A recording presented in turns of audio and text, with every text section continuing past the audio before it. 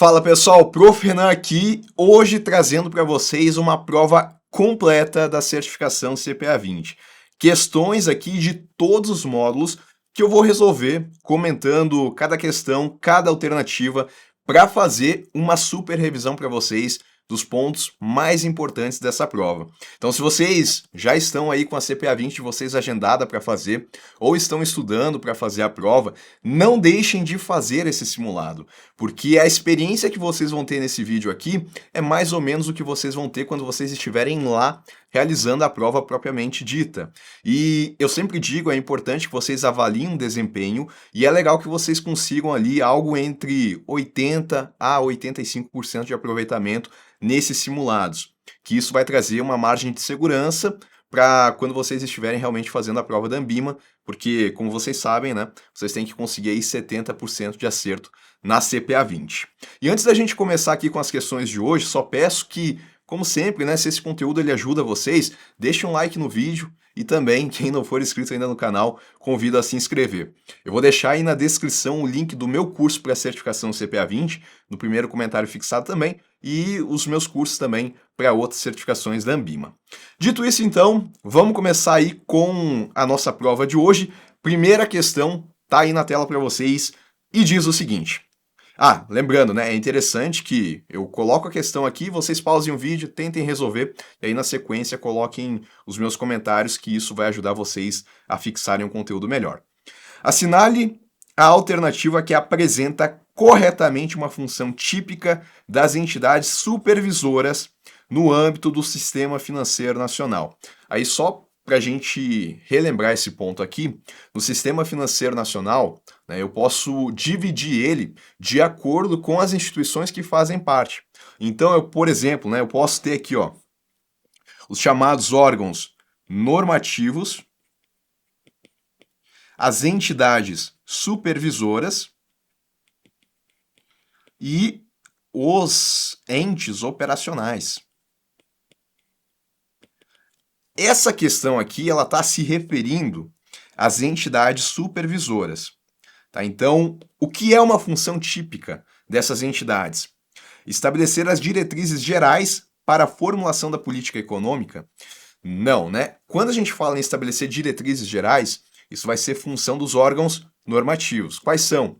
Conselho Monetário Nacional, Conselho Nacional de Seguros Privados e Conselho Nacional de Previdência Complementar, né? Os três conselhos, os três que começam aqui com a letra C. Então, tá errado aqui a alternativa A.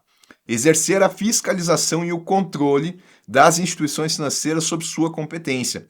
Realmente, as entidades supervisoras, elas vão fazer fiscalização, supervisão e executar, no caso do Banco Central, as políticas definidas ali pelo Conselho Monetário Nacional.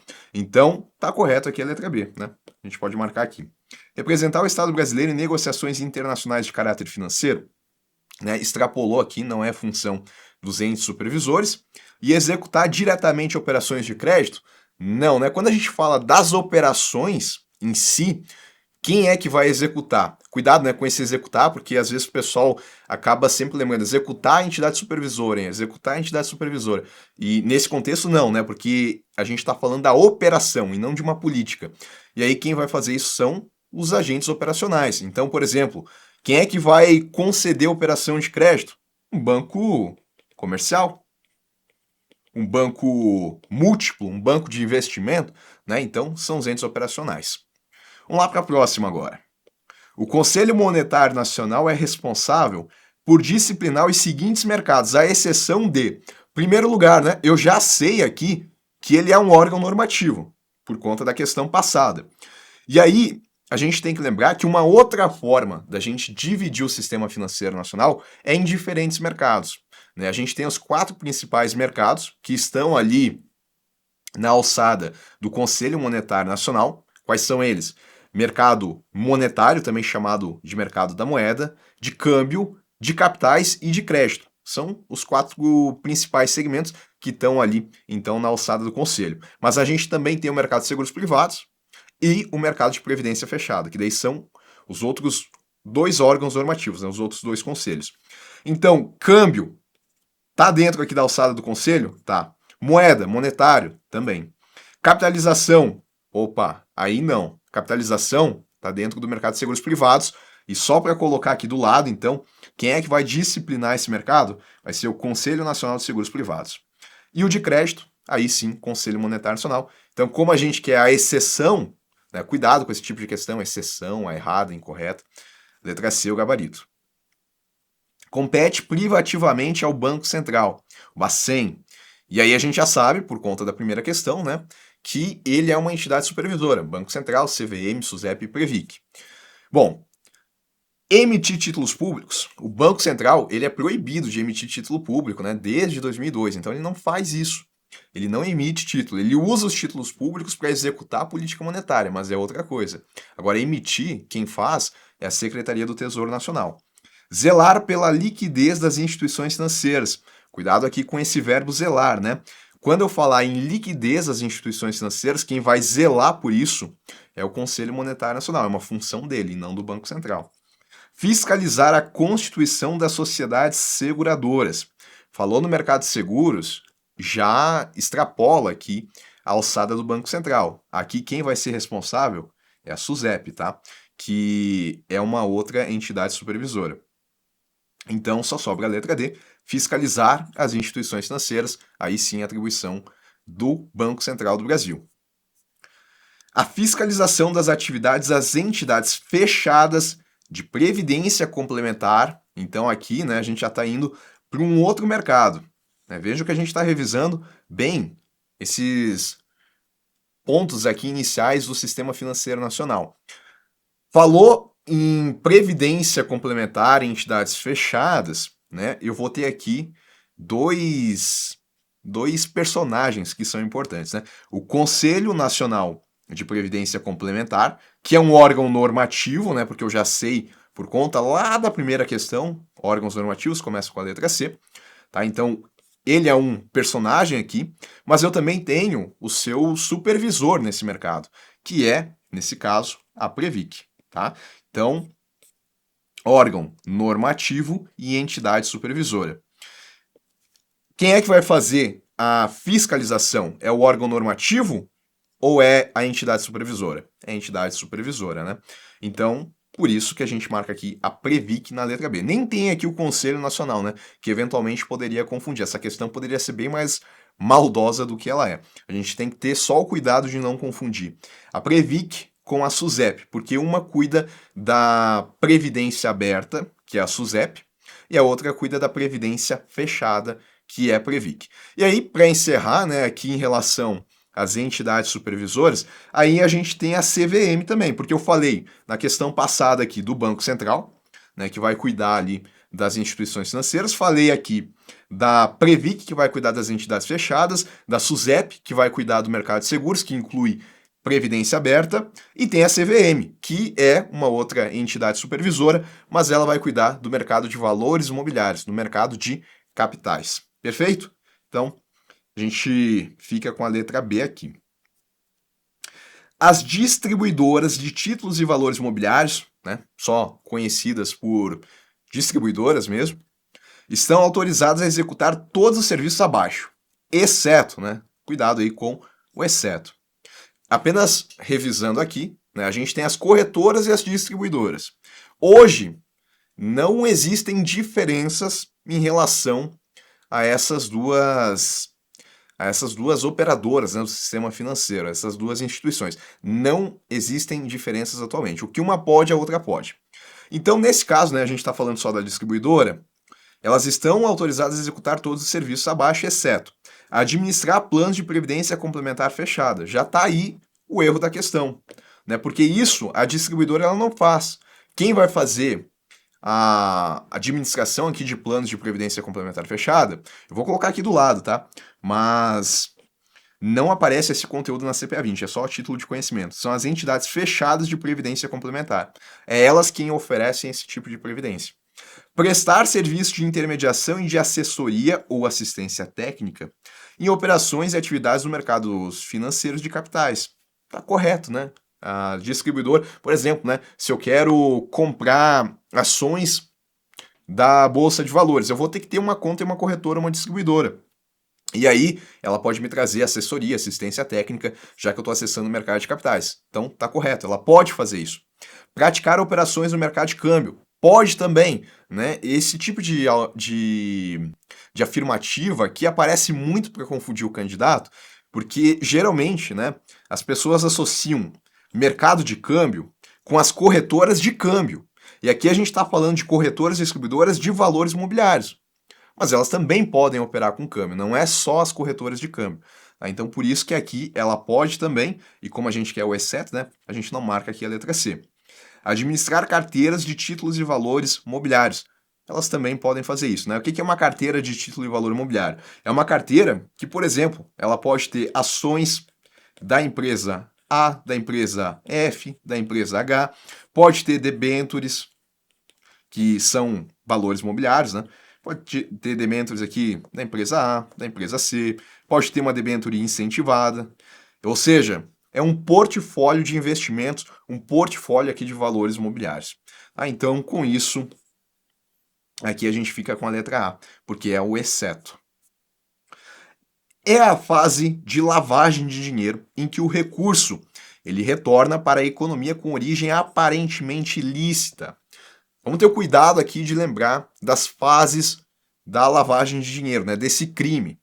E aí, né, a gente usa sempre esse bizu aqui, o COI. Como assim, Renan? COI, colocação, ocultação. É ruim escrever assim na vertical. Ocultação e integração. Tá? Então, essas aqui são as três fases clássicas da... Vou colocar até em outra cor aqui, ó, COI. Do crime de lavagem de dinheiro, tá? COI. Bom, cada uma é identificada por algo que acontece ali, né? A colocação é quando o criminoso ele está colocando o dinheiro na economia, né? Está fazendo depósitos, está comprando metais preciosos. A ocultação é quando ele tenta mascarar a origem, né? Quebrar a cadeia de evidências que liga a origem desse dinheiro ilícito com o crime que foi cometido. E na integração é quando ele volta para a economia com uma aparência aparentemente limpa. Parece que veio de uma atividade legal, né? Parece que foi a venda de um terreno, por exemplo. Mas na verdade a gente sabe, né? Pelo menos os órgãos que vão estar ali fiscalizando vão identificar que não é esse o caso, né? Então, quando ele volta para a economia com aparência lícita, isso vai acontecer na fase chamada de integração. Proveito nem é uma fase, né, da lavagem de dinheiro. Ocultação é movimentações, quebrar a cadeia de evidências, e cobertura também não é uma fase. De acordo com o Código de Distribuição de Produtos de Investimento da Anbima, lembrando que a Anbima, né, ela tem vários códigos de autorregulação, e um desses códigos é o chamado Código de Distribuição, que ele vai orientar ali quando as instituições estiverem ofertando produtos aos seus clientes, quando elas estiverem distribuindo. Agora há pouco a gente falou, por exemplo, né, da distribuidora de títulos e valores imobiliários. Aqui a gente está falando, né, de quando, por exemplo, uma distribuidora, uma corretora, um banco de investimento vão estar ali ofertando produtos aos seus clientes. Na elaboração de publicidade e divulgação de materiais técnicos dos produtos de investimento, as instituições participantes devem produzi-los como assim, né, divulgação de material técnico, né? Por exemplo, eu tenho lá um fundo de investimento de renda fixa e eu quero ofertar esse fundo para o meu cliente. Só que existem informações sobre esse fundo que devem chegar ao meu cliente. E aí, essas informações vão chegar no chamado material técnico, que é onde ele vai conseguir ver, né, qual que é o risco desse fundo, quanto que ele precisa investir, qual que é a taxa de administração. Aqui eu estou usando o fundo de investimento como exemplo, né, mas poderia ser outro produto de investimento dentro aqui do escopo desse código. Então, as instituições participantes devem produzir esses materiais com informações claras e necessárias para a tomada de decisão do cliente. Tem algum erro nisso? De jeito nenhum, né? Informação clara, de modo que o cliente ele vai conseguir tomar a decisão. Ele vai olhar lá, qual que é o risco de colocar nesse fundo? Quanto que ele precisa colocar? Né? Qual que é a tributação? E aí ele vai tomar a decisão, vou ou não vou investir nesse fundo. Então essas informações elas têm que ser claras para que ele consiga entender, informações que sejam necessárias, né? Não vai ser informação que ele não precisa, por exemplo. Não vai lá, sei lá, informar a cor da empresa onde ele está colocando dinheiro. Não, informação necessária para que ele possa tomar a decisão de investir ou não investir.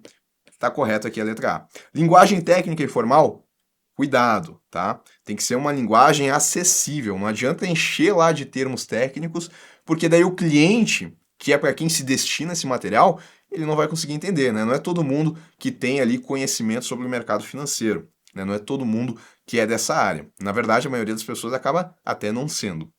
Promessa ou garantia de resultados futuros. Não tem como prometer garantia futura, né? Tem como mostrar ali o histórico e daqui a pouco fazer uma projeção para o futuro, mas não é garantia.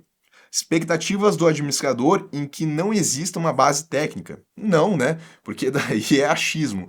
E o cliente não quer o achismo ali da pessoa, então também está errado. As instituições financeiras têm a obrigação de comunicar a ocorrência de operações suspeitas de lavagem de dinheiro.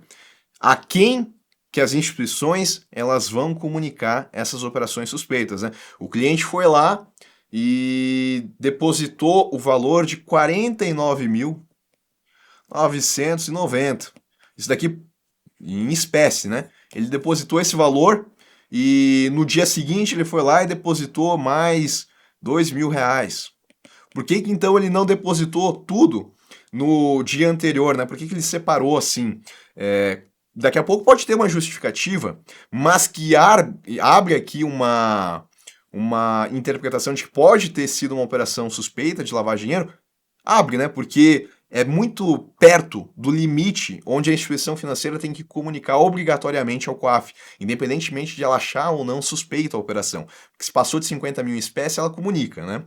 Aí o cliente, sabendo disso, ele vai lá e deposita 49.990 e no dia seguinte ele vai lá e deposita 2.000, porque ele sabe que se tivesse depositado de uma vez só, aí obrigatoriamente iria para o COAF. Só que a instituição financeira ela tem capacidade de olhar isso que aconteceu e se ela entender que é uma operação suspeita, aí ela vai poder fazer a comunicação, né? Ela não vai ser obrigada a fazer. Se daqui a pouco ela não entendeu que é uma operação suspeita, mas se ela entendeu o que é, aí ela vai fazer a comunicação. E quem que ela vai comunicar é o COAF, né? Que é o órgão aqui no nosso país que é responsável por receber essas comunicações e ali fazer um estudo, examinar, ver se realmente se trata do crime de lavagem de dinheiro ou não. Na teoria das finanças comportamentais dos investidores, só para a gente contextualizar aqui, né? Eu tenho as chamadas finanças comportamentais e eu também tenho, né, dentro ali das finanças comportamentais, aquele investidor que ele é racional, né? Então, teria essa teoria das finanças comportamentais e a do investidor racional. Bom, a gente vai falar da teoria das finanças comportamentais, aonde o investidor não é 100% racional. Ele demonstra ali algumas ideias, pensamentos, né, que podem fazer com que ele tome uma decisão não racional. São capazes de fazer as melhores escolhas possíveis a partir de informações que dispõem e aprendem com a experiência. Tá errado, né? Porque nem sempre o investidor, de acordo com a finança comportamental, ele vai tomar a melhor decisão com base nas informações que ele tem, né? Daqui a pouco, justamente, ele pode se levar pela emoção. E aí ele pode tomar uma decisão que não é 100% racional. Quando eu tenho sempre isso do investidor fazer a melhor escolha possível, isso vai aparecer justamente na ideia do investidor 100% racional, né? Então está incorreto aqui. Precificam cada ativo pelo valor presente de seus fluxos de caixa futuros. Não, né? De novo, isso aqui seria uma ideia do investidor racional. O investidor, segundo a teoria comportamental, ele não é uma pessoa tão técnica assim, né? Ele vai tomar as decisões muito por conta das emoções. Então, nesse caso aqui, né, essas duas características que a gente está vendo acima, não é que elas sejam erradas, mas elas não condizem sempre com as finanças comportamentais, porque daqui a pouco pode ter, né, um investidor que que usa a emoção para tomar as decisões, mas daqui a pouco ele vai lá e realmente calcula o valor presente dos fluxos de caixa. Mas não é uma característica geral, né, de todos os investidores de acordo com as finanças comportamentais, né? Então, por isso eu não posso generalizar. O que eu poderia dizer das finanças comportamentais é isso que eu falei, que muitas vezes os investidores não tomam a melhor decisão por conta de suas emoções, por exemplo, de fatores externos, tá? Então, tá incorreto. Isso daqui eu poderia falar só para terminar aqui se eu estivesse falando do investidor racional. Aí a gente vai para a próxima. Dentro da economia comportamental, seguindo então a ideia da última questão, o conceito que diz que as escolhas das pessoas são influenciadas pela forma como o problema é expresso é o D. A gente está falando aqui, tá? Já vou dar a resposta do framing na letra D. E o que é isso, né? Só para a gente conseguir entender. Vamos supor que eu tenho um plano, né, que eu tenho 600 pessoas que estão doentes. E aí eu tenho uma vacina lá que vai poder salvar a vida de algumas pessoas, mas não de todas. E aí, né, é me apresentado da seguinte forma: situação A e situação B, tá? Na primeira, eu consigo salvar 200 pessoas, e na opção B, eu consigo, ou melhor, consigo não, né? Na A eu salvo 200 pessoas e na B 400 morrem. Aí vai pedir lá para a pessoa escolher, né? Ela provavelmente vai escolher a A, porque a ideia, né, de salvar é melhor para a pessoa do que de deixar 400 pessoas morrerem, tá? Então, a forma como o problema ele é expresso é justamente essa ideia do framing, né? As pessoas podem tomar decisões diferentes. É claro que aqui eu simplifiquei, né? Essas duas escolhas aqui, elas resultam na mesma coisa. Salvar 200 aconteceria aqui tanto na A quanto na B, né? Mas daqui a pouco poderia ser levemente diferente, a pessoa poderia ser impactada da forma como é apresentado ali para ela. Então, dito isso, né? Letra D aí, nessa questão. A taxa média, essa é legal, hein? Para ver aí se vocês estão ligados nas taxas. A taxa média das operações de financiamento de um dia, lastreadas em títulos públicos federais, realizadas no Selic. Aqui a gente está falando de Selic Clearing House, tá? Ponderadas pelo volume da operação EA. Essa taxa, tá? Vamos revisar esse ponto aqui. Eu tenho uma instituição financeira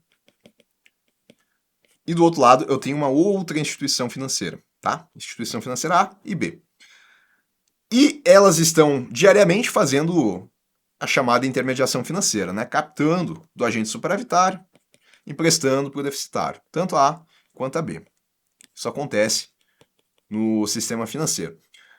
Só que em determinado dia a gente sabe que a instituição financeira, daqui a pouco ela pode ter mais emprestado dinheiro do que ela captou. Aí vamos supor que ela vai ficar com saldo negativo, né, nesse primeiro momento aqui, de 100 mil reais.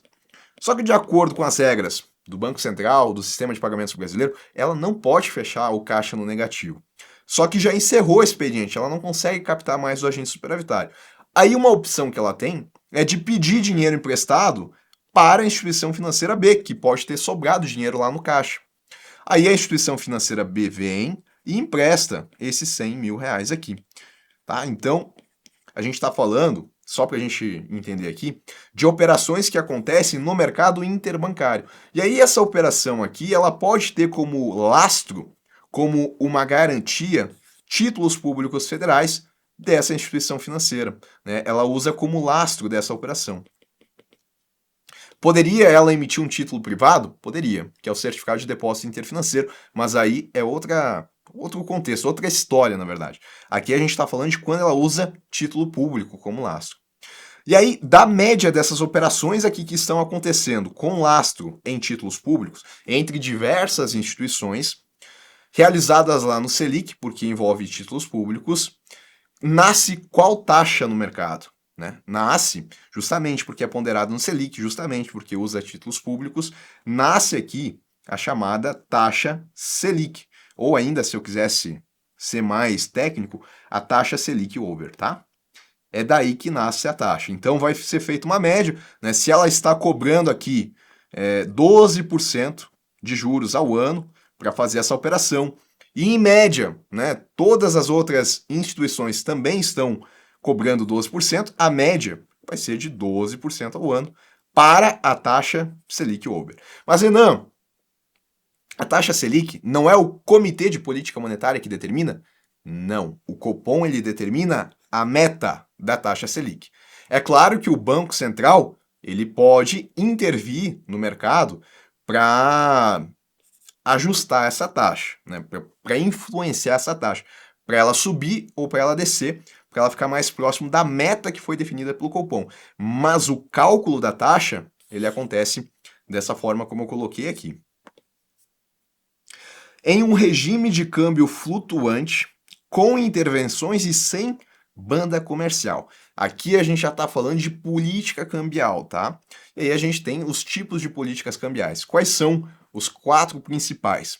Regime de câmbio fixo, regime de câmbio flutuante puro, regime de câmbio flutuante com intervenção, né? E com intervenção, e aí pode ter com ou sem bandas cambiais. Aqui eles chamam de banda comercial, mas tudo bem. Então vamos lá. Vamos entender isso. A cotação da moeda estrangeira acontece livremente através da demanda e oferta. Já está errado, né? Porque se acontece livremente, sem mais nada, né? Apenas através da demanda e oferta, não é com intervenção. É sem intervenção, é o que a gente chama de câmbio flutuante limpo, puro. A cotação da moeda estrangeira acontece livremente. Até aí, tudo bem, porque tem uma vírgula através da demanda e oferta, mas o governo deve intervir sempre que as cotações estiverem próximas das bandas comerciais. Ele falou sem banda, então não tem como ser essa, né? Porque se ele está falando que tem que intervir quando está próximo da banda, mas no enunciado fala que não tem banda, então está errado. A cotação da moeda estrangeira acontece livremente, através da demanda e oferta, mas o Bacen pode intervir a qualquer momento, mas sem ser obrigado a isso, já que ele não tem as bandas. Então, só para a gente visualizar isso na prática e entender por que a letra C está correta, né? Vamos supor que a taxa de câmbio ela está, para cada $1, eu tenho 4,80, tá? E isso vai mudando de acordo com a oferta e a demanda, porque a gente está falando do câmbio flutuante. Só que se existem bandas cambiais, vamos supor que a banda aqui abaixo seria 4,50 e a banda aqui em cima seria 5,10. O que significa isso? Estando em 4,80 está mais ou menos no centro, né? Agora, está bem no centro na verdade. Agora, se esse valor ele vai chegando meio próximo da banda aqui, perto de 5,10, aí o Banco Central ele é obrigado a intervir, né? Porque ele estabeleceu a banda, ele não fixou o câmbio, mas ele estabeleceu um limite máximo e um limite mínimo, de modo que se chegar aqui também ele vai ter que ser obrigado a intervir no mercado. Ele pode intervir a qualquer momento, pode, mas ele é obrigado a intervir quando chega próximo das bandas cambiais. Agora, se eu não tenho as bandas cambiais, aí ele pode intervir a qualquer momento, sem a obrigação de fazer isso em determinado momento, como existe, né, quando a gente tem as bandas cambiais. Tá? Então, por isso que a C está correta. Ao estabelecimento de um valor fixo, aí não, né? Porque seria o regime de câmbio fixo, que não é o caso aqui. O investimento A é capitalizado pelo regime de juros simples. O investimento B, pelo regime de juros compostos. Se ambos são remunerados à mesma taxa de juros e forem resgatados exatamente no primeiro período de capitalização nessa situação, né? Na prova da CPA 20 não é necessário fazer cálculos com calculadora e nada mais, mas a gente precisa entender os conceitos, tá? Então, esse é o tipo de questão que ela é conceitual. O que é o regime de capitalização simples ou composto? Né? A gente tem ali um investimento, vou colocar aqui investimento A, e vamos supor, né, uma taxa de juros aqui, vamos supor que a gente tem uma taxa de 1% ao mês. E aí eu tenho essas duas opções. Regime de capitalização simples, que são juros simples, e juros compostos. E o valor que eu coloquei aqui, né, vai ser de R$100 mil. Quando eu utilizo o regime de juros simples, ambas as situações aqui, né, como a taxa está ao mês, nesse caso eu vou entender aqui que a cada mês eu vou ter o pagamento dos juros. Então, como a minha taxa ela é de 1% ao mês, só para deixar claro, né? Quando a gente está falando de investimentos e de renda fixa, tirando a poupança, investimento de renda fixa é calculado diariamente. Aqui, só para simplificar, para a gente entender a lógica, eu vou considerar que está sendo calculado a cada mês. Então, em juros simples, eu vou calcular 1% de 100 mil reais e no primeiro mês aqui eu vou ter R$ 1.000 de juros. No segundo mês, eu vou calcular 1% de 100 mil reais de novo e eu vou ter mais R$ 1.000 de juros. No terceiro mês, vamos supor que ele vai deixar durante 3 meses esse dinheiro, tá? Eu vou calcular de novo 1% de 100 mil reais, eu vou ter R$ 1.000. Total de juros aqui, R$ 13.000. Agora, em juros compostos, a lógica é diferente. No primeiro mês, eu vou calcular 1% de 100 mil, isso vai dar R$ 1.000 também. Mas, no segundo mês, eu não vou mais calcular 1% de 100 mil, porque eu vou atualizando o meu capital inicial. Eu vou somar esses 100 mil reais aos R$ 1.000 do mês anterior. E agora eu vou ter que calcular 1% de 101 mil reais, tá? Isso daqui, para a gente calcular, né, vai dar 1.010. Então aqui eu vou ter 1.010 de juros que vão ser pagos no segundo mês. E no terceiro mês, aí eu teria que somar aqui, né? Vai ficar 102.010, né? Se eu não errei aí na conta. Aí a gente vem aqui e calcula os 10%, né? Vai ficar 1.020 com 10. Se eu não errei, né? Eu tô fazendo aqui de cabeça, 1.020 com 10. E se a gente for somar tudo, então, né, vai ficar 10, vai ficar 30 e vai ficar 1.000 aqui. 1.030 com 10. Então, essa é a diferença. Em juros compostos, eu vou somando o que aconteceu de juros nos meses passados, ou nos períodos de referência passados, né? Porque se eu estou calculando os juros a cada dia, se a minha capitalização ela é diária, aí a cada dia eu vou fazer esse processo de atualizar o capital. Aqui, né, só para simplificar, eu coloquei ao mês. Já em juros simples, não. Não interessa se a capitalização é diária, mensal, anual, a cada década, a cada 100 anos. Não, em juros simples eu sempre olho o capital inicial lá do começo e não atualizo ele. Então, né, quando eu estou indo para o futuro, os juros compostos eles começam a me gerar mais e mais e mais dinheiro.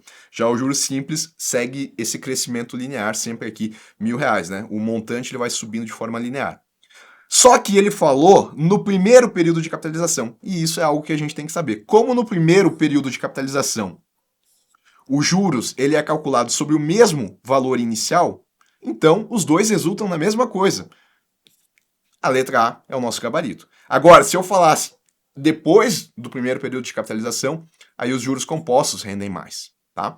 Então, por isso que a gente vai marcar aqui a letra A. De novo, não precisa calcular nada disso daqui na prova, mas a gente tem que entender que no primeiro mês, no primeiro período de referência, que pode ser dia, pode ser mês, depende ali da capitalização que está acontecendo, os dois, juros simples e juros compostos, eles vão ter o mesmo valor. E aí depois do primeiro período, os juros compostos eles se sobressaem.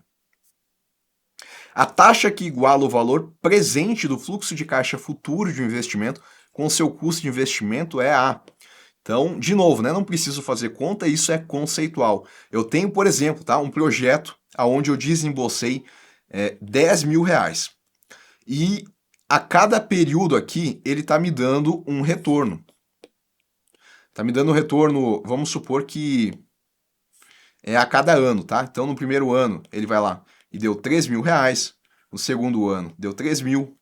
No quarto ano, ele deu R$ 4.000. E aí tá bom, né? Não, vamos colocar um quinto ano aqui. Mais R$ 2.000 no quinto ano. Tá? Então, eu desembolsei R$ 10.000 e eu tive a cada ano esses fluxos de caixa aqui positivos. É como se eu tivesse comprado uma máquina e essa máquina foi me dando isso daqui de retorno. Aí eu quero saber, esse negócio, ele foi lucrativo, né? Qual que foi a taxa ali que ele me trouxe? E aí a gente usa a TIR, que é a taxa interna de retorno, para saber exatamente qual que é a taxa de juros desse projeto aqui. Ela vai ser a taxa que vai igualar o valor presente desses fluxos de caixa ao meu valor inicial, né? O meu valor que foi investido inicialmente. Tá? Então essa vai ser a taxa. Pode ser, né? Vou chutar aqui um valor, pode ser que a taxa aqui seja 11,50%. Ou seja, se a TIR, a taxa interna de retorno, ela for 11,50%, isso significa que no tempo, né, esses fluxos de caixa aqui, quando trazidos a valor presente considerando essa taxa, eles resultam em 10 mil reais. Né? Eu igualo, então, o meu investimento inicial. De modo que se eu tiver uma outra opção de investimento, aonde a minha taxa de juros seja 12%, ela vai valer mais a pena, né? Porque ela vai me pagar mais do que o que eu estou tendo aqui. Então, TIR, taxa interna de retorno, é o conceito aí que a gente está vendo. Falou em igualar valor presente com custo de investimento, a gente marca TIR. Segundo a legislação, a destinação do lucro líquido do exercício de uma empresa deve ser deliberada, tá? Então aqui existem algumas matérias dentro das empresas que são tratadas em determinados momentos, em determinadas situações. A destinação do lucro líquido de uma empresa, se a gente olhar lá na legislação, ela tem que ser tratada em algo que a gente chama de Assembleia Geral Ordinária. Essa assembleia, que é uma reunião, né, que vai acontecer dentro da empresa, ela vai tratar de algumas matérias específicas. Dentre essas matérias, a destinação do lucro líquido. Outra coisa, a aprovação da correção do capital social, correção monetária do capital social. A eleição de membros do Conselho Fiscal, dos administradores. Isso também tem que acontecer na Assembleia Geral Ordinária, que deve acontecer ali em até 4 meses depois do fim do exercício social. Já a Assembleia Geral Extraordinária, que é uma outra reunião que acontece, mas que não tem matérias previamente determinadas e não tem um tempo ali exato até quando ela deve acontecer, porque ela pode acontecer a qualquer momento. Apesar de ser uma reunião também, né, ela não tem essa obrigação de falar sobre a destinação do lucro líquido. Isso é na AGO. Agora, reunião dos acionistas a qualquer momento, a reunião vai ser ou uma AGO ou uma AGE, né? Então só a reunião fica abstrato. Não existe tal obrigatoriedade de deliberação? Existe, né? E essa deliberação tem que acontecer na AGO. De acordo com a regulação do mercado de ações, qual é o limite máximo que uma companhia aberta pode emitir de ações preferenciais? Né? Então, uma empresa que seja uma sociedade anônima e que vai emitir ações, ela pode emitir 2 principais tipos de ações: as chamadas ações ordinárias e as preferenciais. Renan, qual é a diferença entre as ordinárias e as preferenciais? Isso daqui tem que estar claro para vocês, né? As ordinárias, elas dão voto, e as preferenciais está no nome. Elas trazem preferências, privilégios. Privilégio, por exemplo, no recebimento de dividendos, no reembolso do capital em caso de liquidação da empresa. Tá? Então, são preferências. A empresa pode emitir um tipo de ação, bem como pode emitir o outro também. Só que existe um limite de até quanto essa empresa pode emitir de ações preferenciais. E esse limite é de 50%. Então, se ela vai emitir, né, vai pegar o capital social dela ali de 100 mil reais, cada ação sendo de R$ 1.000, só um exemplo, ela só poderia emitir até 50 mil reais desse capital social em ações preferenciais. O restante teria que ser em ações ordinárias, justamente porque é elas que trazem esse voto, né, de os acionistas determinarem como que as coisas vão acontecer na empresa. Então, 50%. Renan, beleza. Ação preferencial 50%. E a ação ordinária tem limite também? Não. Se a empresa quiser emitir, ela pode emitir 100% das ações ordinárias. Se ela quiser, ela não emite nenhuma preferencial. Agora, ela não pode fazer isso de emitir só preferenciais, né? Porque só preferenciais é só até 50%. Vai ter que ter ação ordinária. Agora, se ela não quiser, ela não precisa ter preferencial. Tá? Então, ou eu digo aqui que a ação ordinária não tem limite, ou eu digo que o limite dela é de 100%, que, na prática, significa a mesma coisa. Vamos lá, derivativos. Quem não adora o tema de derivativos, né? No mercado futuro, a liquidação antecipada dos contratos é... Lembrando que no mercado futuro, a gente tem o chamado ajuste diário, né? A cada dia ali é visto qual é a posição tanto do comprador quanto do vendedor, e já é feito esse ajuste do mercado, né? Então não é deixado para fazer a liquidação só lá na data futura. Não, né? Todo dia isso já é feito. Então, a liquidação antecipada, justamente porque a gente tem esse ajuste diário no mercado futuro, ela pode acontecer a qualquer momento. Desde que solicitada por alguém? Não, né? Por qualquer uma das partes. Qualquer uma das partes que solicite, isso já vai ser possível por conta do ajuste, né? Então, solicitada por qualquer uma das partes a qualquer momento. Isso é diferente do mercado a termo, que seria o contraponto aqui, porque lá a gente não tem o ajuste diário. E aí, só é possível a liquidação antecipada no mercado a termo se essa solicitação partir do comprador e não do vendedor, né? Aqui não. Aqui, como a gente tem o ajuste diário, se alguém quiser encerrar a posição, vai poder encerrar. O lançador de uma call possui. A gente está falando do mercado de opções, tá? E lembrem que quando eu falo de uma call, eu tenho aqui uma opção de compra. E uma opção de compra para quem? A gente sempre olha o titular, né? Porque em mercado de opções, a gente tem o titular e tem o lançador, que é justamente sobre quem a gente está falando aqui no enunciado, tá? O titular e o lançador. Se é uma opção de compra, é o titular que vai fazer uma compra, né? Que tem o direito ali de comprar. Se fosse uma venda, que é uma put, só para a gente lembrar, né? A gente olha de novo para o titular. O titular tem a opção ali de vender. Aqui ele tem a opção de comprar. Perfeito. Entendido isso, a gente tem que lembrar que o titular ele sempre tem um direito. E o lançador ele sempre tem uma obrigação. Se o titular tem o direito de comprar, o lançador tem a obrigação de vender, né? Então, é posições que são contrárias. Se fosse numa put, o titular teria o direito de vender. E do outro lado, o lançador ele teria a obrigação de comprar. Posições contrárias. Então, né, o lançador ele possui uma obrigação. O que está errado aqui, de uma maneira simples, né? Falou em lançador, dizer que ele tem direito de alguma coisa, tá errado, porque ele não tem direito, ele só tem obrigação. Ou ele vai comprar ou ele vai vender. A obrigação de comprar ou de vender. Se for uma opção de compra, obrigação de vender. Se for uma opção de venda, obrigação de comprar. Né? É o contrário do titular. Já o titular, se aparecesse a obrigação, para ele estaria errado, né? Porque ele tem somente o direito. Afinal, né? Ele vai fazer o pagamento do prêmio ali para ter esse direito, para ter essa opção de comprar ou de vender. As notas promissórias são investimentos que podem ser emitidos por, né? Notas promissórias, vamos lembrar, são emitidas por empresas não financeiras que buscam ali uma maneira de captar dinheiro do público sem passar por uma instituição financeira, tá? Então tem uma empresa. Vamos supor que essa empresa ela quer conseguir aqui o valor de 100 mil reais. O que ela poderia fazer? Ela poderia ir até uma instituição financeira, na posição de agente deficitário, e pedir esse dinheiro emprestado. Só que ela vai pagar juros, né? Vamos supor aqui que ela vai pagar o valor de 2% ao mês de juros. Beleza, é uma opção que ela tem. Outra opção que ela tem é ela emitir um título, chamado de nota promissória. Poderia ser uma debenture também, poderia, mas depende do objetivo de como que a empresa quer conseguir esse dinheiro, né?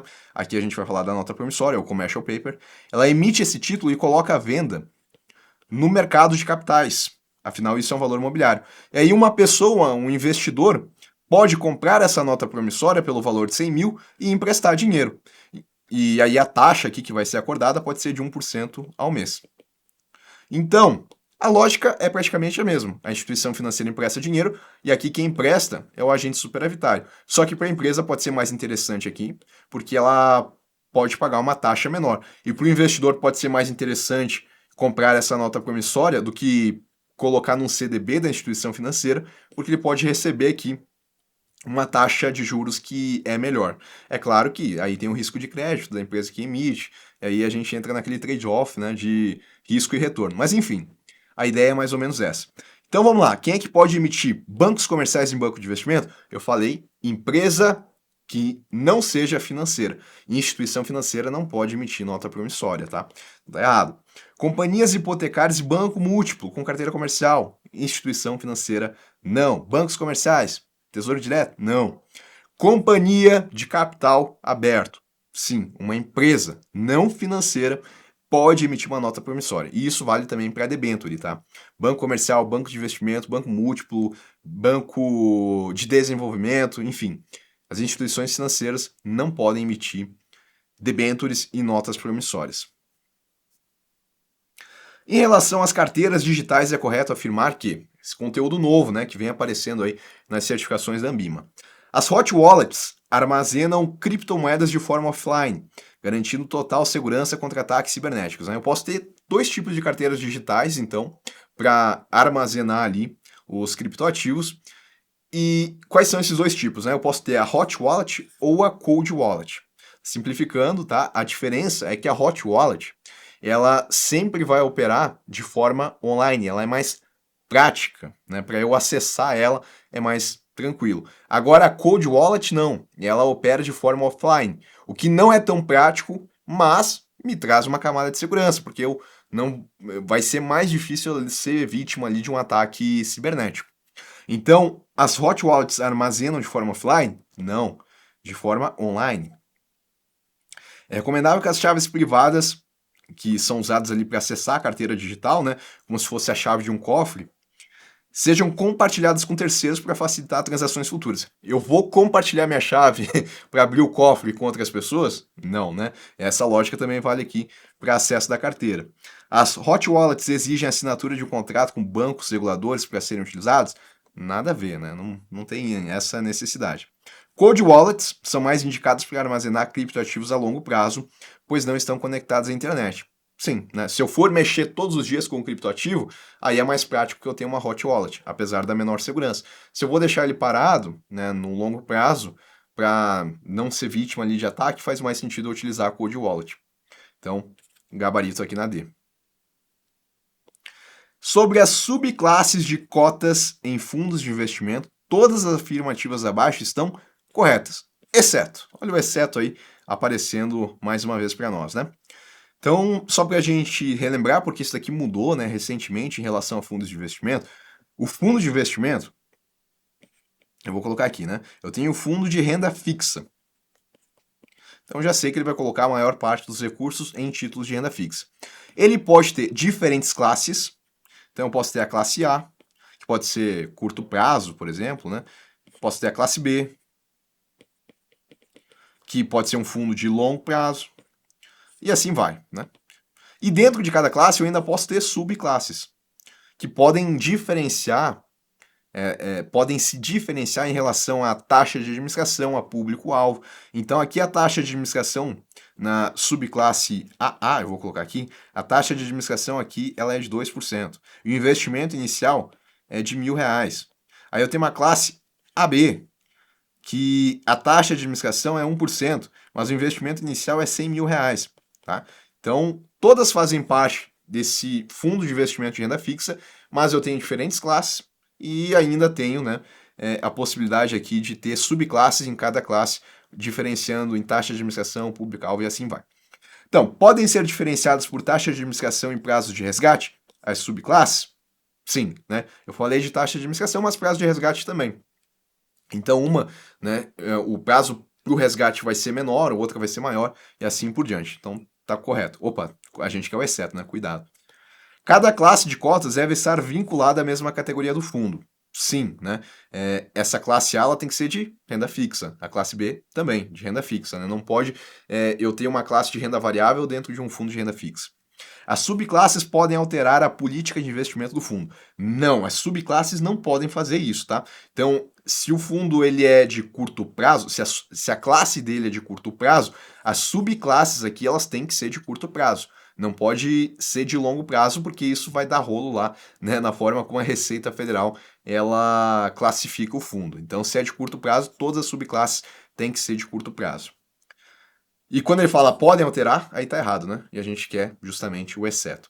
As subclasses de cotas podem ser direcionadas a público-alvo diferentes, né? Aqui eu diferenciei em relação ao investimento, então pode sim, por isso, né, a gente marca C.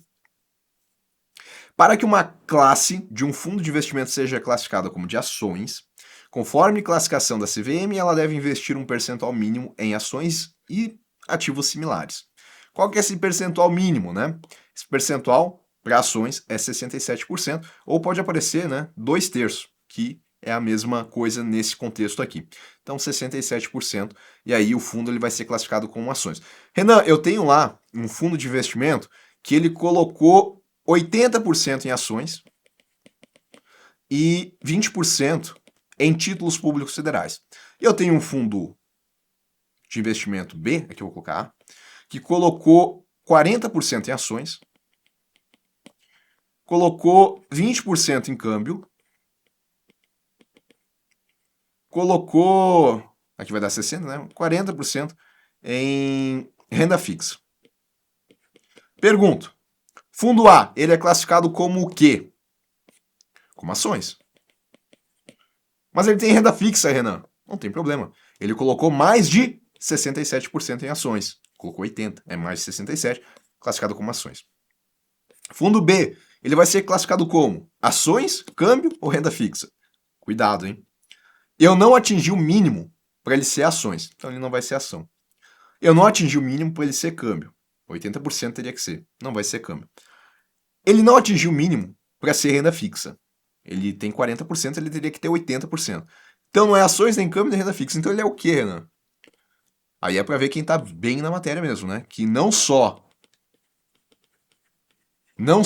lembra desses percentuais, mas como entendeu também. Se ele não atingiu o mínimo de cada um, ele vai ser multimercado. Ações, multimercado, tá?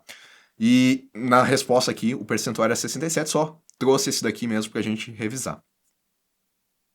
O Come Cotas é recolhido sempre em 2 meses, são eles. O Come Cotas é uma forma de antecipação da cobrança de tributos em um fundo de investimento, né? Não são todos os que têm, fundo de ação não tem Come Cotas, por exemplo, mas em fundos de renda fixa, por exemplo, a gente tem o Come Cotas, que é essa antecipação. E ele é recolhido sempre em 2 meses, sempre no último dia útil dos meses de maio e novembro, tá? Então, letra D. Caso um investidor que tenha aplicado seus valores em um fundo de investimento de classe fechada precise resgatar esses valores, poderá. Quais são as características de um fundo de classe fechada? É justamente a impossibilidade de colocar ou resgatar dinheiro a qualquer momento. Coisa que em um fundo de classe aberta pode acontecer. Agora, no fechada, não, né? Ele tem ali os prazos específicos. Mas então, e se a pessoa precisa do dinheiro antes? O que ela vai ter que fazer? Vai ter que esperar? Ela tem uma opção, né, de como resolver isso, e é o que a gente vai buscar agora.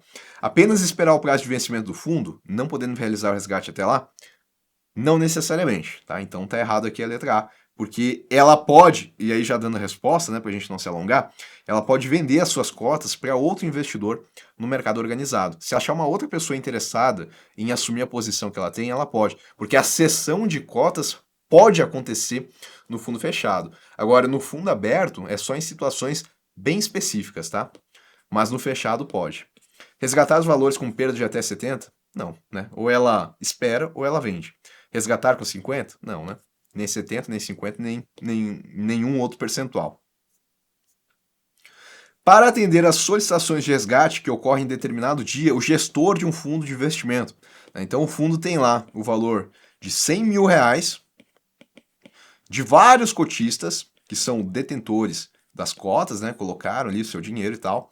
E esses 100 mil reais aqui está sendo aplicado em diferentes ativos, né? Título Público Federal, LCI, CDB, debênture e assim vai. E aí uma pessoa aqui, ela resolveu tirar o dinheiro dela, né? Só que o fundo inteiro tá aplicando ali os valores em ativos. A pessoa aqui solicitou o valor de 5 mil reais de saque, de resgate. O que o gestor vai ter que fazer? Ele vai ter que vender ativos aqui, né, para conseguir esses 5 mil reais e fazer o pagamento para essa pessoa. Então ele vai comprar ativos? Não, ele vai comprar ativos se alguém colocar mais dinheiro no fundo e não se alguém retirar. Vai vender ativos? Vai vender. Fará hedge dos ativos, fazer uma proteção aqui? Não, né, ele precisa vender. Tomará empréstimo para o fundo? Não é necessário, né? Ele pode simplesmente se desfazer aqui das operações que ele tem. Analise os seguintes tipos de renda atuarial possíveis de contratação pelo participante dos planos de previdência aberto. Então, quando a pessoa vai lá e contrata um plano de previdência aberto, né, a gente até já falou aqui durante essa prova sobre a previdência aberta, que é lá do mercado da SUSEP, do Conselho Nacional de Seguros Privados, quando a pessoa ela vai lá e contrata, basicamente o que a gente tem são dois períodos ali distintos, né? O período em que a pessoa, vou colocar aqui a pessoa, ela vai fazendo as contribuições, tá? Ela vai fazendo uma série de contribuições, e aí depois de um tempo ela começa a receber os valores que ela guardou na aposentadoria, né? Vamos supor que durante esse tempo todo aqui ela guardou o valor de 2 milhões. E aí depois ela começa a receber esses pagamentos aqui numa forma de uma renda, né? E aí existem diferentes formas, incluindo o pagamento único, por exemplo, né? A pessoa pode receber os 2 milhões aqui de uma vez só, ou pode receber na forma de uma renda vitalícia, vitalícia com prazo mínimo garantido, temporária, prazo por certo, renda mensal por prazo certo, ou outras formas também.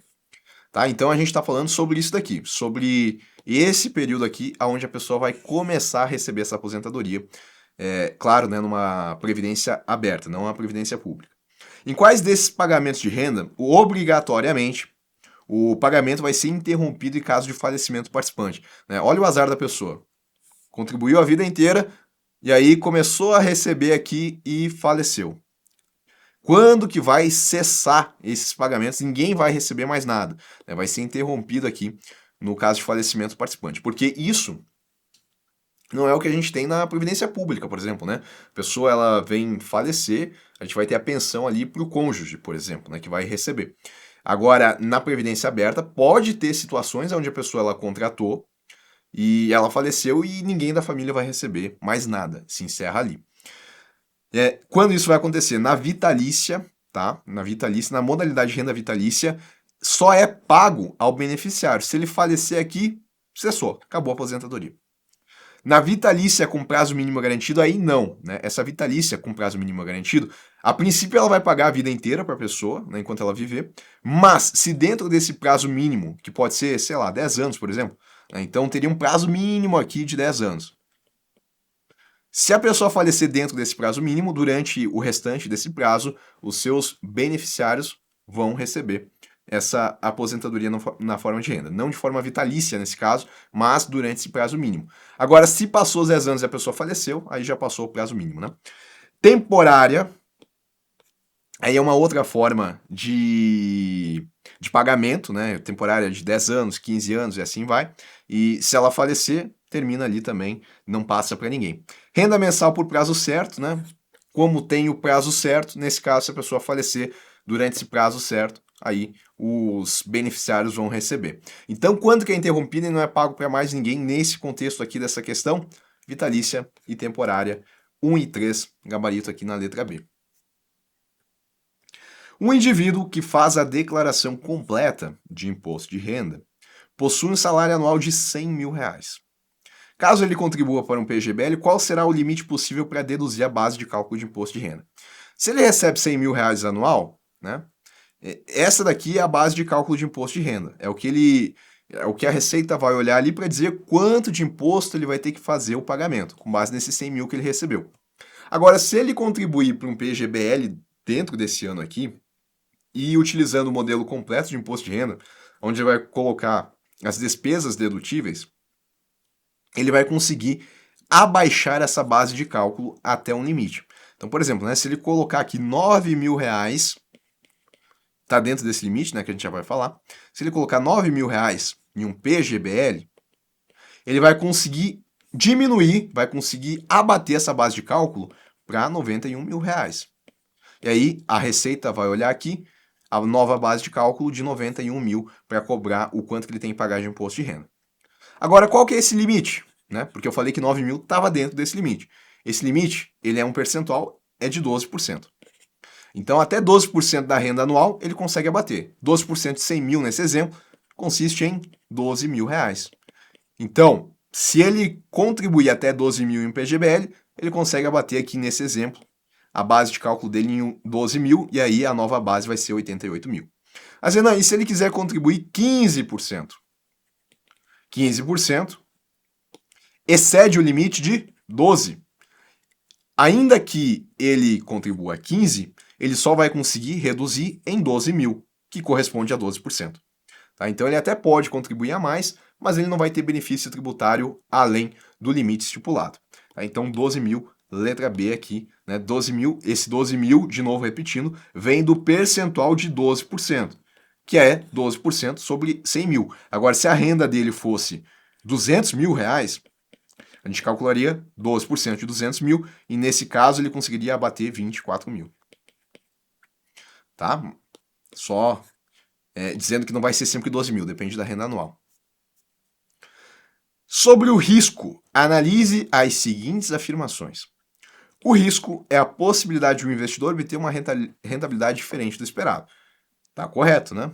Eu, por exemplo, imaginar que eu vou receber a rentabilidade de 8% no ano e por conta da empresa ter falido e não me pagar, eu não recebi nada. É uma rentabilidade que eu não tive, mas é diferente do que eu esperava. Então, risco, né? Ou, né, pode ser risco de mercado também, risco de liquidez e por aí vai. Mas tá correta a definição. Existem apenas dois tipos de risco: risco de mercado e de liquidez. Não, né? Tem um grande risco que, principalmente para quem investe no mercado de capitais, tirando ali quem coloca em ações, mas quem coloca em debêntures, notas promissórias, que é o risco de crédito, que é o risco da instituição pagadora não fazer o pagamento, dar o calote. Então não são só esses os dois riscos. Tem outros também, além do risco de crédito que eu citei aqui. Então tá errado. O investidor deve analisar apenas a rentabilidade do investimento, independentemente do risco assumido. De jeito nenhum, né? O investidor, ele tem que considerar sim os riscos, porque daqui a pouco ele vai colocar o dinheiro dele, vai ter uma perspectiva do que ele pode ganhar, e por conta do risco ser alto, ele não vai ter aquilo que ele esperava e vai acabar se frustrando. Então ele tem que sim levar em consideração o risco. Então a 3 está errada, né? Então só a 1 que está correta aqui nessa questão. Ao observar o índice Sharpe dos fundos de investimento abaixo, podemos concluir. Vamos lembrar, né? O índice Sharpe, ele traz para a gente uma relação de risco e retorno. Quanto maior esse índice, melhor. Porque para cada unidade de risco, ele está me trazendo um retorno maior. Então, aqui a gente tem 3 índices Sharpes, né? Do fundo A, B e C.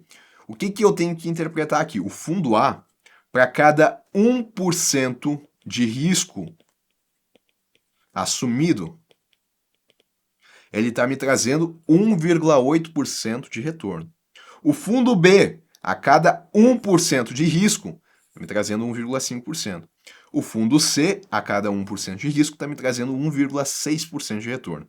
Ou seja, qual é o fundo que tem a melhor relação de risco e retorno? Eu estou correndo em risco, mas eu estou sendo melhor pago por isso. É o fundo A. Qual que é o pior fundo? Nesse exemplo aqui, é o fundo B. Pior em que sentido? Na relação risco e retorno. Porque eu estou assumindo muito risco e não estou tendo ali o retorno tão grande como eu estou tendo nos outros fundos. O fundo C é o menos arriscado? Não, né? Até porque eu não olho só a questão do risco e do retorno independentemente. Eu faço uma relação dos dois. Então, tá errado aqui a C. O B é o mais arriscado? De novo, né? Eu não estou fazendo uma análise individual de risco ou de retorno. Eu estou analisando a relação risco e retorno. Estou considerando as duas coisas. Porque eu posso, por exemplo, ter um fundo que é muito arriscado, mas ele pode me trazer bastante retorno. Aí essa relação risco e retorno vai se pagar. Agora, eu posso ter um risco que me traz, só para a gente entender, né? Eu posso ter um investimento aqui que me traz, eu vou colocar em termos percentuais só para a gente contextualizar, né? Então, ele me traz 10% de risco. E ele me traz 15% de retorno. Isso é bom? Isso é ruim? Eu tenho que comparar com alguma coisa, né? Eu posso ter um outro fundo que me traz 15% de risco, mas ele me traz 45% de retorno. Olha só, qual fundo é mais arriscado? O A ou o B? O B, 15% de risco, ele tem mais risco, né? Esse tem 10, esse tem 15. Mas, onde que está a melhor relação de risco e retorno? Aqui, porque eu estou correndo bastante risco, mas a minha perspectiva de retorno é muito grande. Aqui já não é tão grande, né? Visualmente assim a gente consegue identificar. Então por isso que eu não estou analisando individualmente, eu estou olhando o contexto. O fundo A apresenta maior retorno para cada unidade de risco? Sim, né? 1,8 para cada unidade de risco. O fundo C apresenta o menor retorno para cada unidade? Não, é o fundo B que apresenta, né? Não que ele necessariamente seja o mais arriscado, mas nessa relação risco e retorno ele está perdendo aqui dos outros dois fundos. E a gente chega aqui na última questão, né, dessa prova. Comentem aí depois quantas vocês acertaram, né? Qual foi aí o índice de acerto de vocês. É importante, de novo, né, que vocês fiquem entre 80% e 85% para trazer uma margem de segurança para quando vocês forem fazer a prova. Em um investimento, em ativo ou carteira de ativos, o risco que não pode ser diversificado é o risco, né? Porque quando a gente tem risco, a gente tenta diversificar. Né? Aquela ideia de não colocar todos os ovos na mesma cesta, né? A gente diversifica para ter segurança. Mas no mundo dos investimentos tem um risco que por mais que eu queira diversificar, eu não vou conseguir diminuir ou reduzir ou eliminar, na verdade, ele, né? E aí, qual é esse tipo de risco? É o risco sistemático.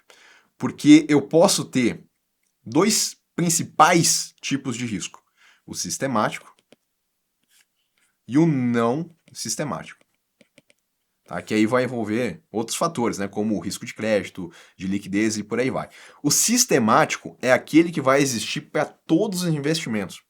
Então, uma guerra que acontece em contexto global, por exemplo, isso pode fazer com que todos os investimentos tenham perdas financeiras. E por mais que eu tente diversificar, eu não consigo eliminar esse risco, porque vai afetar tudo de uma maneira generalizada.